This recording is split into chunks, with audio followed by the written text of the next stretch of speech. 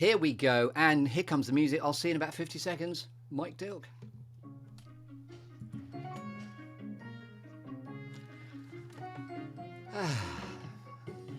Welcome to another episode of the Good Listening To Show, your life and times with me, Chris Grimes. The storytelling show that features The Clearing, where all good questions come to get asked and all good stories come to be told. And where all my guests have two things in common. They're all creative individuals and all with an interesting story to tell. There are some lovely storytelling metaphors.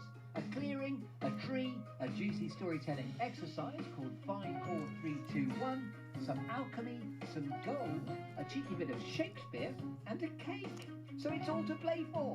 So yes, welcome to the Good Listening To Show, your life and times with me, Chris Grimes. Are you sitting comfortably? Then we shall begin. Oh, yes, indeedy doody. I even gave myself a count of 4 there to come in. 2, 3, 4. Ladies and gentlemen, welcome to another very, very exciting episode. And we're doing this as a Facebook Live, as usual. This is the show, which is the Story Behind Your Story show, which finds out the clues in the title of the story behind the story of being you, Mike Dilke. And today, by the way, Mike is from Relaxback UK. He's also the presenter of the Relaxback UK Show. So you'll see what I'm doing here. Sit back, relax, and listen to me and Mike Dilke. Now, yes, I shall be checking your posture. Yes, and by the way, I'm sincerely very interested to talk to you about that because I've been really enjoying researching your signature chair, which you'll talk about in a moment. But just to explain, I promise you'll be able to speak in a couple of moments. This is the opportunity to have a share within a share within a share. Now, my show has some Shakespeare in it. Shakespeare was always wibbling about shows within shows within shows. But Mike and I both are presenters on UK Health Radio. And so this was an opportunity to blow a bit of reciprocal smoke at our respective audiences.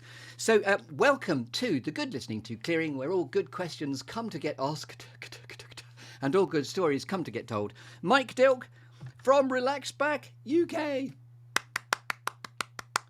That's the billions of our audience members clapping and just me, the sound of one man clapping. Very good. Well, hi to you and to the billions that are currently listening. Or what can they watch on Facebook as well at the moment? Yeah, this is a watch list, and I tend to upload the films. I better not scratch my nose or pick my nose. No, stick your whole fist up there if you like. I don't mind. It's all good. If that helps with your posture, you can do what you like. Now, you got in touch with me about a month ago, and we've had a really happy exchange where we've been teeing up this reciprocal arrangement. I'm going to do you, if you'll pardon that particular expression, and then you're going to do me afterwards, which is fantastic. So, yes, how's morale and what's your story of the day, Mike Dilke? Yeah, well, okay. Well, the morale of this particular day is pretty good, I guess. Got off to a good start. Children got off to school on time. My wife just left for work. There was a little bit of a hiccup because we've just got a dog. So she's a puppy. So she's 6 months old. We've had her for 3 months. So it's a bit of a learning curve still. Yeah. And this morning she disappeared somewhere in the house quietly. Yeah. And we were thinking, bit quiet, too damn quiet. But my wife found out where she was and what she was up to, and it was pretty revolting and pretty disgusting. Ew. I don't know if I will repeat what she found: a used sanitary towel and shredded it. As you do. So it's a hide and seek breed. We get that, but also it's got a penchant for various toiletry goods, which is interesting to hear. Also, you were rocking a bit of Rex Harrison, if I may say, at the beginning there, because you said it was a bit like I started to think, for God's sake, get the kids to school on time, which you did, by the sound of it. Yeah, I mean, it's always a bit of a rush because you're dealing with all sorts of variables, and dealing with people, even when you know them well, it's a big variable. Yes, and the big variable of children, of course. Have you heard the adage that having children is like having a blender with the lid off? Have you heard that before? And having a new puppy is going to be just like that if they're going to be shredding sanitary towels on a daily basis. So within Relaxback UK, as I say, we're sitting back, relaxing and listening to you. You do sincerely now, to get a bit serious for a moment, you have an extraordinary chair which is called the Back App Chair. And your whole cut and thrust in how you got going into the world of ergonomic equipment was to either head back pain off at the pass for people, or to help people get over it if they've got it by having correct posture. So that's my understanding. So by all means, sort of put me right or correct me. So what's the main cut and thrust of Relaxback UK? Well, that does sum it up perfectly, really. I can sort of tell you how I got into it briefly. And I kind of describe it as I talked myself into trouble, because I'm a civil engineer, and I studied civil engineering, and I practiced as a civil engineer for a long time until I guess 9 or 10 years ago. There was a downturn. I worked for a large engineering consultancy, and I survived a couple of culls, but at one point I was chopped, which is sad. I had a great job, actually. I enjoyed it a lot, but I was chopped. And then I thought, right, I better do something else. And at that time, a few things converged. I'd done yoga for 20 odd years. Yeah. I had a neighbor who had a very bad back, and I seem to be coming across people with bad backs all the time. So I thought, right, let's see if I can do something to help people with bad backs. And my idea was to kind of start just a shop selling things for bad backs. I developed actually a kind of a device that you could hang upside down on a door, because people that do yoga, oddly enough, quite like to hang upside down, which sounds very weird. But when you start doing it, you kind of get into it and miss it when you can't do it. But if you're 6 foot tall and a bit overweight like me, hanging upside down in a regular house isn't that easy without breaking something. Unless you're Batman, of course. Yeah. So I had developed, with an idea from one of my yoga teachers, this thing to put over a door, and then you shut the door and you can hang off that. So I thought, right, I'll develop that and maybe sell that on the website. I actually developed this idea to a point where I thought, this is really good. I might see if I can get a patent on it. So I took it to a patent lawyer and showed it to him, and left it with him. And then he called me in about 20 minutes and said, look, I'm really sorry, Mike, it's in the public domain already. You can't patent it. Have you looked on S&M websites? And actually, I hadn't. You hadn't looked at No, S&M I hadn't. websites? I tried to find similar things on yoga websites and health and well-being and exercise sites, that sort of thing. But I couldn't find anything. So I thought, right, I will try and patent it. But this bloke found it very quickly, either because he was very experienced as a patent lawyer in finding these things, or, you know, who knows what else he got up to. And by the way, what's incredible is a lot of society's great innovations come about because of the darker side of humanity. A lot of webcam technology that we all are absolutely thriving on, a PAS, came about because of the idea of webcams for it was basically the porn industry, which I'm gathering accelerated quite a lot of change and, you know, evolution. Okay. All right. Well, in this case, it kind of stopped. That's fascinating. Sorry to interrupt you. That was found out. Also, just to say, the hanging upside down. When I have historically, and it's got a lot better, have had a bad back. And there was a comedy time when I was camping in Wales and I could barely walk, and the farmer said, "Come over here, and I'll suspend you upside down. That'll fix you." And I literally went into a door. Sorry, he basically tilted me upside down on a contraption he'd made. He didn't try and do anything untoward to me apart from suspend me upside down, but it was quite a strange experience, suddenly being suspended upside down by a Welsh farmer. Who wasn't local. He was originally from the West Country and then went to live in Wales, by the sound of things. All right. Back enough. Sorry, that was a cheap. Oh, now the Zoom has started to sound. You're sounding a bit Dalek-y suddenly. Come in, Mike. A cheap shot. Sorry, you went a bit Dalek-y there. Oh, all right. Sorry about that. Yeah, it happens. It happens. Does. Go for it. Shall I turn my video off? No, keep going, because you seem to be back in the room. Your Dalekness has passed. Okay, good.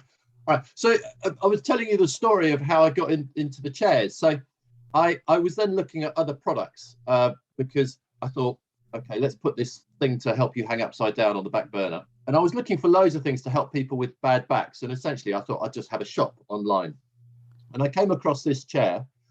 And because I'd done yoga for a long time, I thought, right, that chair is really good and it'll work. So I called the manufacturer. These things are made in Sweden, and arranged to meet one of their representatives. Actually, I met them at St Pancras station. It was all a bit clandestine. But I could tell who it was I was meeting because he approached me with a chair over his shoulder. So, I knew it was him. It was either going to be he had extraordinary posture or he had a chair over his shoulder. I love that. Exactly. So I had a long chat with him. I kind of talked myself into trouble because my plan was just to sell these things on my website. But then I talked myself into trouble and I became the UK distributor. Wow. So that's what I've been doing. I've been the UK distributor for this particular chair. It's called the back app chair. And just say that again. I know we heard it, but it's really good just really putting that like a Batman legend above Gotham City. What is the chair called? It's the back app chair. And I'm going to go one better because some people can see. I'm going to show it. This is the back app chair. So okay. Thank you for showing that. Proof that I was actually practicing what I preach and sitting on it. And well done for being dressed from the waist down as you did that demo. That's awesome. We could have gone anyway, couldn't we? Yeah. So I've been doing that, and I've introduced a couple of other things that I distribute, and actually some of them I sell directly as well. Yeah. And as part of that, I started doing this podcast, I guess 4 years ago. Yeah. I bumped into the owner of UK Health Radio, Johan, who you know, I'm sure. Mr. Johan Ilgenfritz, what a legend he is. He is a legend. No, he's a delightful guy, a very cool guy. And I can't really remember how the conversation went, but I was keen to market my chairs. So I did a couple of shows just as a one-off marketing thing. I think I did a show on, it was a time when my children were a bit younger, and I could remember my life was better when my wife was comfortable when she was pregnant. So I did a show on being comfortable when you're pregnant. And I got in some people to talk about that. Anyway, sent it off, and I didn't notice a massive rise in sales, I have to say, but Johan, a little while after that, asked if I'd like to do a show. You had a similar path and journey, by the way. I interviewed Johan for this show, and then a couple of months later, he got in touch, having been so enamoured with his own experience of being given a good listening to in the clearing. Fantastic. All right, and the rest is history. So we've both been doing shows on UK Health Radio, weekly shows, and I have to say, I really enjoy it. It's great. It's great fun. I get to talk to some really interesting people doing very cool things. Thank you for that endorsement. Hopefully I'll qualify. And by the way, in your show, you do like to tell people something useful that they don't necessarily know. Did you know, Mike Dilks, in my researching you have a namesake who does laser tonsillectomies, please? Okay, I didn't. However, you have to be very careful because there are very few Dilks, as in Dilke. Yeah. There are more Dilks with an S on the end. So is it Dilke? Is it exactly my name? I think you'll find I did my research correctly. And Mike Dilke, laser tonsillectomies. We've all done them, but I just wanted to share that with you. No, I'm fascinated by that because my dad, he's passed away now, but he spent a lot of time doing family history, and he's got sheets and sheets on all kinds of interesting stuff. And so I'm quite sure this bloke will be on one of those sheets. So yes. He went back a long, long way. He went back to the 1500s, more or less, I think. And then there are three branches of the family. One branch of the family, not mine, unfortunately, has a castle and lives in a castle. And that's where they did their first tonsillectomy by laser, I think. It could well have been. But I was... At one time, I thought, how many people do I have to murder to get the castle? It's quite a few. So I gave up on that idea. The other strand went into politics. And I think this guy, one of them now, Sir Charles Wentworth Dilke, nearly became Prime Minister. Sir Charles Wentworth Dilke, did you say? Yes, the great Sir Charles Wentworth Dilke. You're looking like you haven't heard of him. Frankly, I'm a little upset. But anyway, I think he was in good standing to become Prime Minister, but there was some kind of scandal that involved three in a bed, and I don't think Queen Victoria was terribly amused. So that was where that ergonomic back thing was first discovered in the S&M dungeons of that castle. Possibly, yeah. Full circle. Yes. Anyway, look, let's get you on the cut and thrust of this show now, because you will get into more about what you do in What Unpack. So this is The Clearing, where all good questions come to get asked, all good stories come to get told. So first of all, and then we're going to go through the storytelling metaphors as usual. There's The Clearing, a tree, alchemy, gold, a cheeky bit of Shakespeare, a couple of random squirrels, and a cake, please. So it's all to play for. So we have 2 children in common, I get that, but also you like going into the great outdoors. That's something else I know we have in common from the research I did with you. The best ideas happen outdoors, people, said Nietzsche. Where is a clearing for you, Mike Dilke? Where do you go to get clutter-free, inspirational and able to think? Well, so we go, and this will be a trip as a family, really, because I rarely sneak off places on my own. And another thing is we very rarely go back to the same place. We got a few local walks we do, but so it started off being a little fictitious, this place, and it would be by a river with a nice green field and a slow sort of flowing river and a picnic. But while I was thinking about that, another place did pop into my mind, which we went to as a family, just one child actually. It was a while ago, it's before the other one was born. And on the end of the Lizard Peninsula in Cornwall, there is, I think, what's the place called? Is it Craster? Is this where the lighthouse is? Because there is a lighthouse at the edge of the Lizard Peninsula, isn't there? This is not a lighthouse, but it's a village. I'm pretty sure it's called Craster. And my great aunt used to live there. And I remember going as a child with my parents to this place. And we went back with just my wife and first child, and we rented a fantastic cottage right on the beach. And the cottage used to be the winch house for the boats, the fishing boats. There's still fishing boats there. So I think my place would be sitting on the beach just in front of this cottage. And I want to mention something else about this cottage, because it used to be the winch house, and it's called Dummer's Loft because a long time ago, early 1900s, I think, there was a shipwrecked sailor who just appeared from nowhere. They had no idea where he came from, and he couldn't speak. I don't know if it's because he couldn't speak or he was so traumatized by being shipwrecked. And they let him stay in the loft of the winch house. Hence, it was called Dummer's Loft. Wow. And there's a film, Ladies in Lavender, which I think is loosely based on this story. Yes. So this was a fabulous place to stay. And the beach is a perfect beach. We went there out of season. I can imagine if it gets crowded, it could be a bit much, but out of season, it was just fantastic. So I think that's probably the place.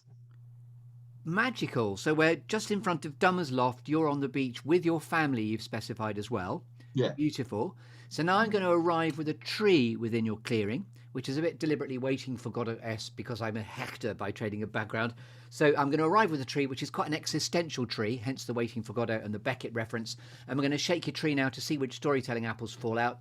How'd you like them apples? And it's going to be 4 things that have shaped you, 3 things that inspire you, 2 things that never fail to grab your attention, and this is borrowed from the film Up where the squirrels come in. But squirrels, you know what never fails to grab your attention. And then a quirky or unusual fact about you, Mike Dilke, that we couldn't possibly know until you tell us. So over to you in the canape or the canopy of your tree to shake your apples, please. So 4 things that have shaped you. Okay. I think probably one thing that I was very lucky to have the opportunity when I was relatively young. I traveled quite a lot, and actually I took when I left school, I went to university, but I had a year off before that, and I went traveling with a fantastic organization, and it was called Project Trust. And essentially what Project Trust did was find a project or a job that 18-year-olds could do, hopefully usefully. But let's face it, I was 18. I probably got more out of it than I gave. And so there was a selection process and all this, but then they sent all these 18-year-olds all around the world to do various different things. And I feel very fortunate that I had that opportunity. So I ended up teaching for a year on an island off the coast of Honduras, which was like a Caribbean paradise, and it was fantastic. So that was a major opportunity. And then that sounds like it is the equivalent of Operation Raleigh. You remember that was another equivalent thing. I'm not quite sure exactly how old you are, but that when I was growing up, that would have been my equivalent of that, I think. Yeah, well, actually, Operation Raleigh arrived after I'd been there. So they were there. They came on a sailing boat, which was a fabulous sailing boat. I think it had 3 masts. It was a proper big sailing boat. And they came and they were with us for, I don't know, a month or two. So that was quite fun to have some other young people around. They did things a bit differently. So we lived in town and thought, and they had a bit of a camp outside of town. But yes, Operation Raleigh was definitely at that same time. Lovely, great answer. And I love the fact that I mentioned Operation Raleigh and then prepared to take on borders. They sort of float into the harbour. That's great. Did you do that then? Did you do Operation No, I Raleigh? nearly did, but it was something that was just, I remember it just being one of the options in life you could do round about being 18. We could have met before. We could. We This could is have very met exciting. on a tropical island when we were 18. Yeah, I haven't been to Honduras. I grew up in Uganda, so I was a little bit further away. But anyway, and by the way, when I was 18, I was in Southend-on-Sea, which is less glamorous. But anyway, back to you in your canopy. Yeah, so we're looking at things that have shaped me. So I had opportunity to travel. I traveled other places when I was young as well. But moving on from that, I think it's got to be meeting my wife, because actually I met my wife in the first term, the first week of the first term at university. So I was 19, I think. This is your civil engineering degree, I'm assuming. Yeah. We've kind of grown up together, really. Lovely. How many years have you been together now then? Well, I'm 55 now, and we got married. I think I was 28 when we got married. So we didn't rush into it. We knew each other for 10 years before we got married, but I think we kind of knew that that's the way it was going when not long after we first met, really.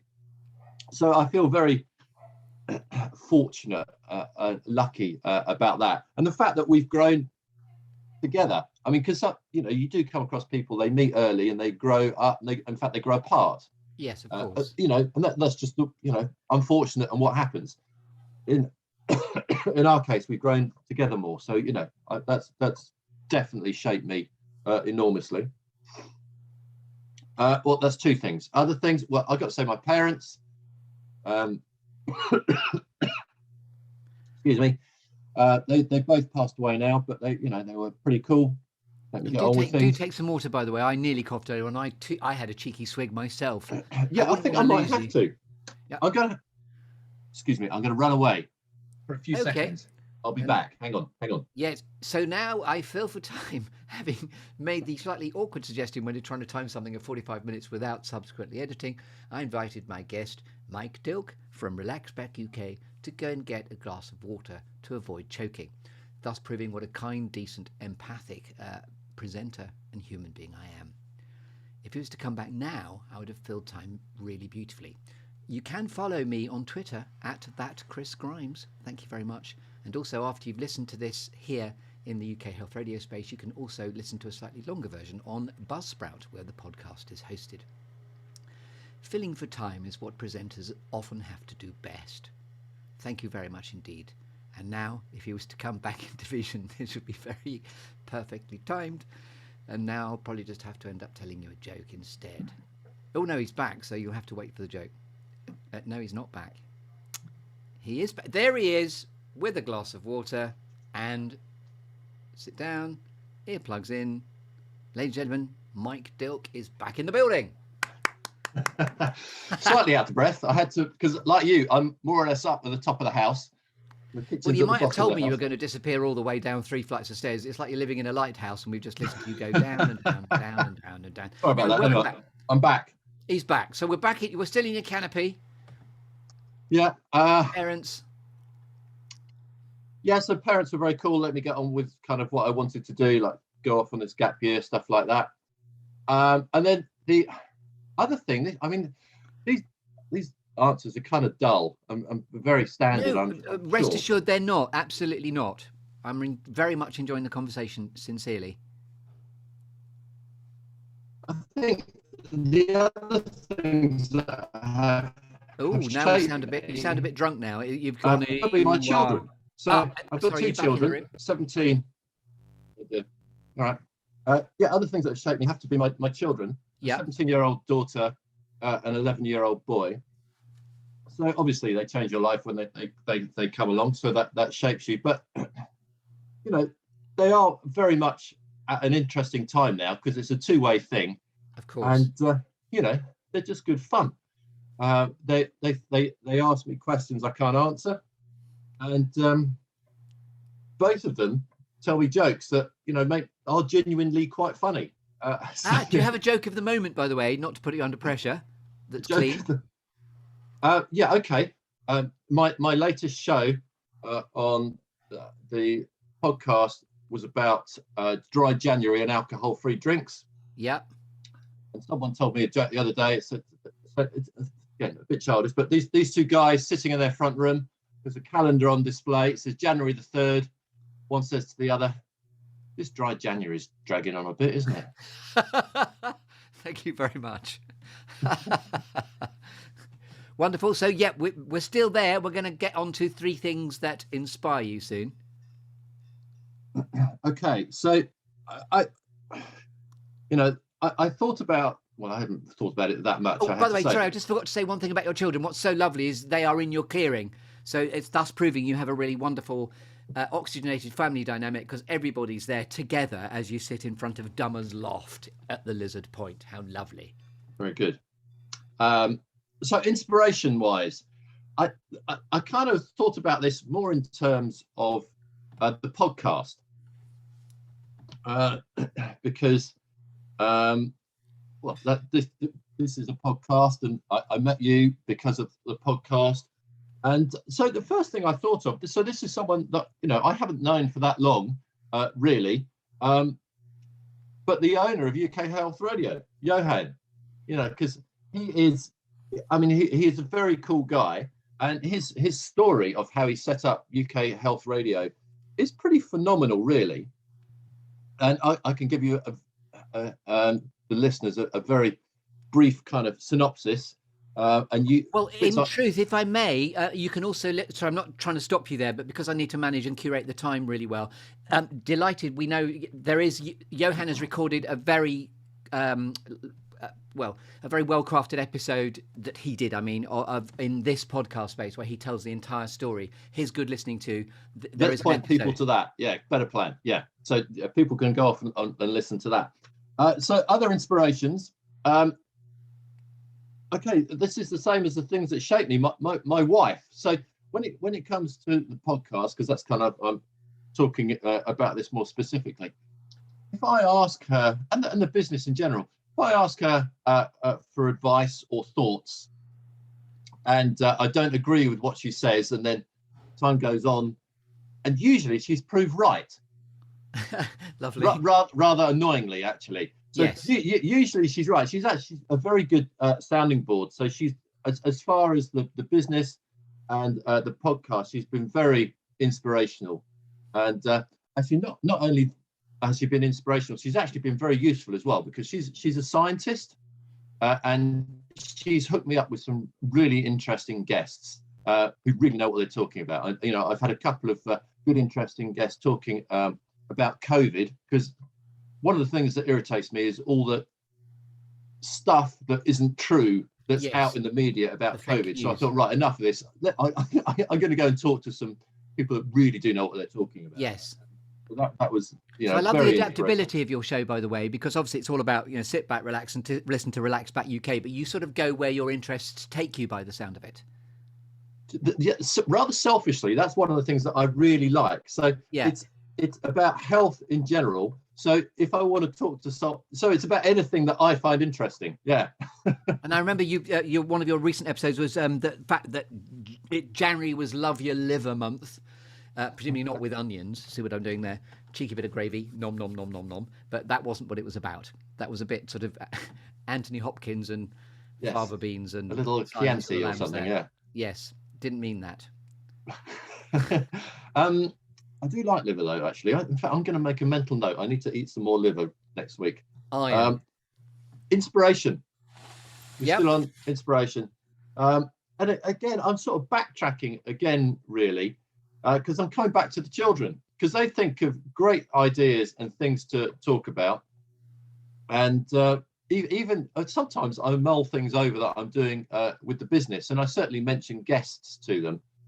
And they say, often, well, Daddy, why don't you do this? So that's, I love that. They're a sounding board and an inspiration. My son Stan, by the way, is incredibly patient with me and my podcast. If he wants to get my attention, by the way, he always says, Dad, your podcast's crap. He keeps saying that. He sort of knows best. # awkward. I did try to get my daughter to do a slot on it to introduce the music. By the way, my son does the outro of this show. It is my son Stan doing the outro to the UK Health Radio, The Good Listening To show. So make sure you listen to the outro. That's Stan. I will. When my kids were younger, they used to do jingles. This is my daddy or whatever it was, which is quite sweet. And in fact, one of them has survived and is sometimes on the show in its current state. So that's 3 things that have inspired me, I think, or do inspire me. And now, 2 things that never fail to, squirrels, never fail to grab your attention, whatever else is going on in your life. All right.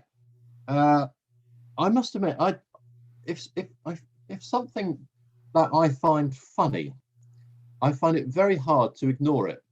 So I can be in a situation where I'm not meant to be laughing.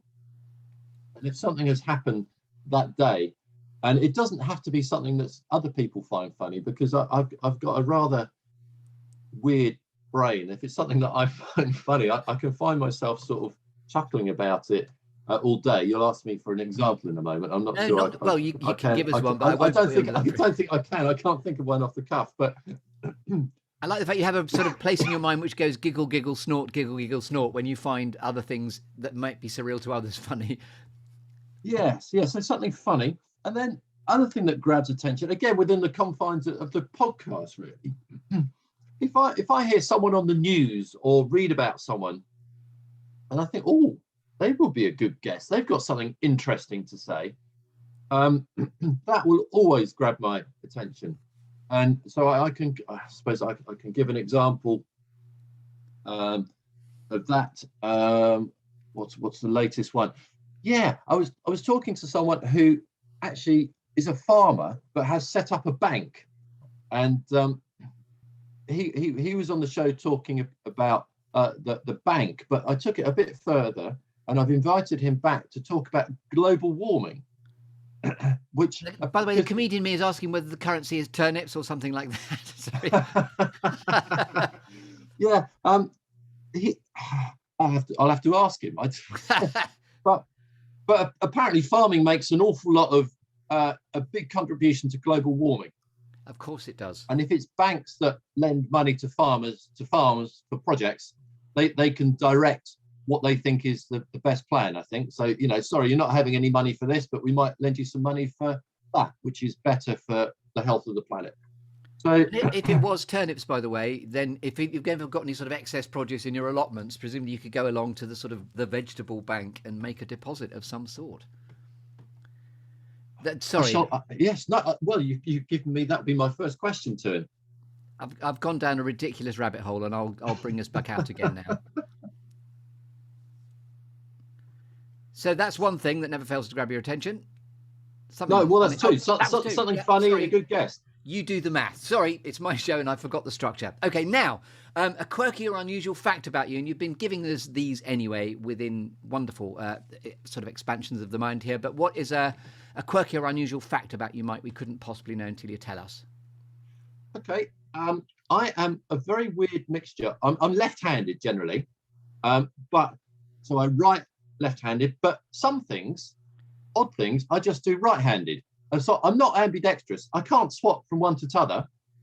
But for some things I'm left-handed and some things I'm right-handed. So for instance, playing cricket, which I don't do terribly often, I haven't done for years, I bowl left-handed and bat right-handed. Wow. So Silly mid-off right there. Yeah. Yeah, so just you wouldn't know that, I guess, just by Oh. looking at me. So a weird mixture there. I definitely wouldn't have got this man bowls left-handed and bats right-handed. And I think that might have something to do with my mixed brain dominance. Yes. I like that. Yes, that justification and explanation of that. We have shaken your tree, Mike Dilke. So now we're going to stay in the clearing and move away from the tree. And we're going to talk about alchemy and gold now. And when you are at purpose and in flow, Mike Dilke, what are you absolutely happiest doing? Yeah, I think it's going to be sitting in my clearing, actually. I will In front go of out. Dummer's Loft. Yeah, I would go out of my way to find those sorts of places. But having said that, when I've found one, we rarely go back to it. This discussion has made me think I should go back to Dummer's Loft sometime. You've certainly piqued my interest for Dummer's Loft. I love the history and the backstory for that. Beautiful. So yes, the great outdoors is really what's pulling you to being when you're most at peace and you're there with your family. Probably so. Also, I love the reincorporation of the clearing there anyway. So that's a lovely journey to that point. Now I'm going to award you finally with a cake, Mike Dilke. So first of all, do you like cake? Yeah, very much so. So just what's your cake of flavour or flavour of cake, please, of choice? Yeah, I think it would have to be a lemon meringue pie. Very slapstick of you. So I'm not going to flomp it in your face. So your lemon meringue pie is obviously by design very multi-layered and sugary and nom nom nommy. So this is now the final storytelling metaphor in what I've been unpacking, and there's a bit of cheeky Shakespeare coming up. So this is your cake of lemon meringue awesomeness to interpret. What is the best piece of advice you've ever been given? And or even what is a favourite inspirational quote that's always given you succour and pulled you towards your future? What notes might you offer to a younger version of yourself? And then finally, inspired by Shakespeare and all the world's stage and all the men and women merely players, I'd like to invite you to talk about legacy and how Mike Dilke you would most like to be remembered. Okay. I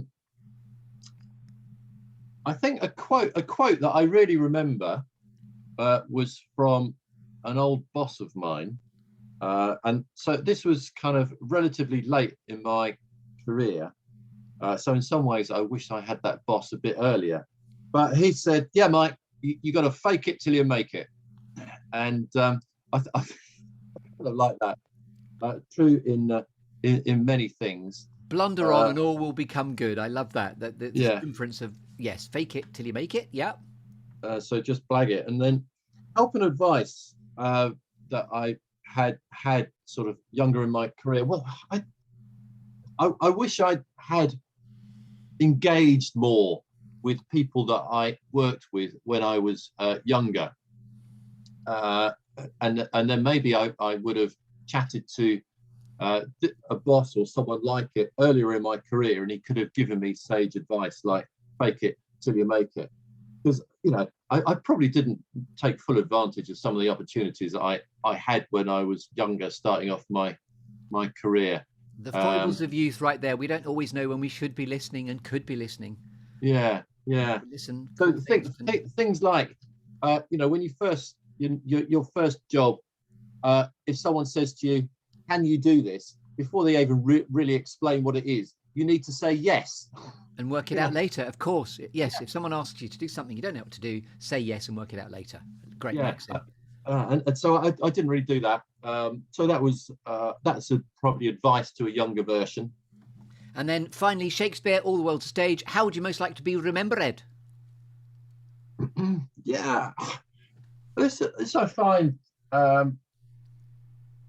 bit difficult, really, because I've never really been sort of one to blow my own trumpet, and I'm not so.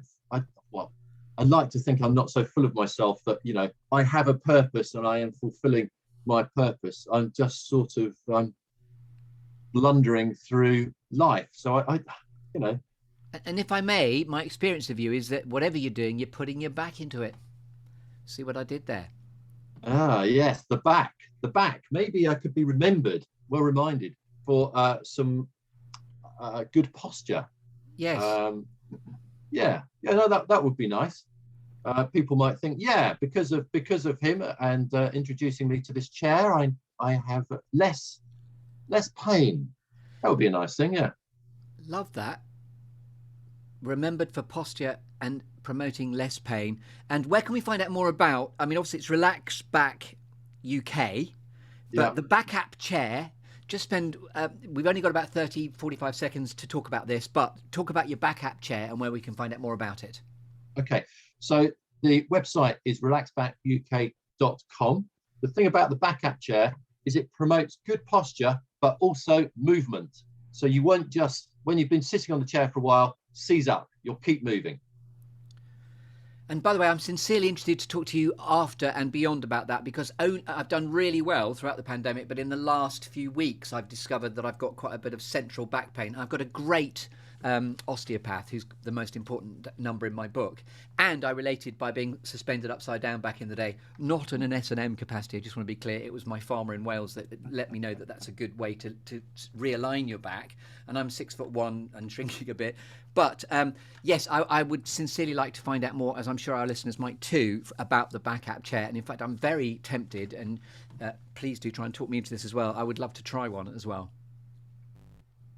You're very welcome. I'm very keen for people to try them. Wonderful. So you've been listening to lovely Mike Dilke from his own show, Relaxback UK Show. And you mentioned the website. Just position it once more again. The website to find out more about Mike Dilke is relaxbackuk.com. And listen to Mike's show too. And in fact, rather exciting, we're about to reciprocate, and I'm going to do now an episode recording beyond this, of course, for Mike's show too. So yes, you've been listening to me, Chris Grimes. This has been Mike Dilke's Story Behind His Story Show. Tune in next week for more stories from the clearing. Thank you very much indeed. Don't forget, you can also follow me on Twitter at @ChrisGrimes. And thank you very much indeed. As this is your moment in the clearing, Mike Dilke, is there anything else you'd like to say? No. Thank you for listening. Thank you for listening, and good night.